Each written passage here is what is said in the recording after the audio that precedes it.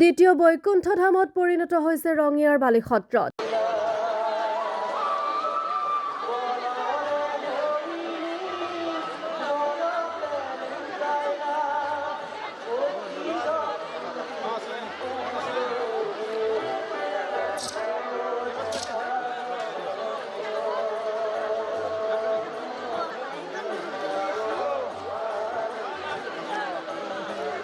নামনি অসমৰ অন্যতম ধৰ্মীয় আৰু আধ্যাত্মিক উৎসৱ সবাহ মহোৎসৱ পালন ৰঙিয়াৰ বালিসত্ৰত।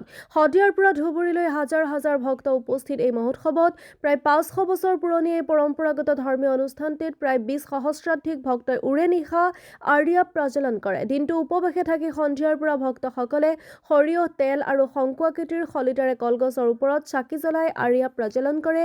আৰিয়া প্ৰজ্বলনৰ দৃশ্যই এই নান্দনিক পৰিৱেশৰ সৃষ্টি কৰিছে। লোকবিশ্বাস অনুসৰি এনেদৰে আৰিয়া প্ৰজ্বলন কৰিলে ভক্তৰ মনোবাঞ্ছা পূৰ্ণ হয়। এই বিশ্বাসৰ বাবে প্ৰতি বছৰে বালিসত্ৰৰ সবাহ মহোৎসৱত সহস্ৰাধিক ভক্তৰ সমাগম ঘটে। এক আধ্যাত্মিক মনোভাৱেৰে ভক্তপ্ৰাণ লোকে অতি শৃংখলাবদ্ধভাৱে পৰম্পৰাগত নীতি নিয়মেৰে এই মহোৎসৱটি পালন কৰি আহিছে।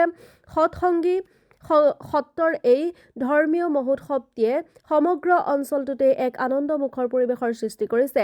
আনহাতে অনুষ্ঠানটোত উপস্থিত থাকে ৰঙিয়াৰ বিশিষ্ট সমাজকৰ্মী ৰমণী ৰাজবংশী। কামৰূপ জিলাৰ অন্তৰ্গত বালিসত্ৰ সৎসংগী সত্ৰৰ ৰাজহুৱা সভা মহোৎসৱ আজিৰ পৰা আৰম্ভ হৈছে। এই সভা মহোৎসৱখন এই সত্ৰখন প্ৰায় 450 বছৰীয়া।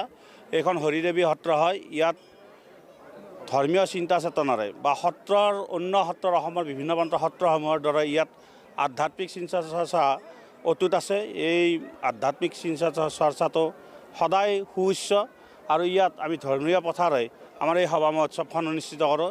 এইবেলি আজিৰ দিনটোত আৰিয়া প্ৰজ্বলন কাৰ্যসূচী ৰূপায়ণ কৰা হৈছে। তাৰ লগে লগে যিসকল উপবাসী ভক্তই উপবাসে আছে তেখেতসকলক আমি অতীজৰে পৰা যি পৰম্পৰাগতভাৱে সিধা দিয়াৰ ব্যৱস্থা কৰিছিল, এই সিধা দিয়াৰ ব্যৱস্থা কৰা হৈছে।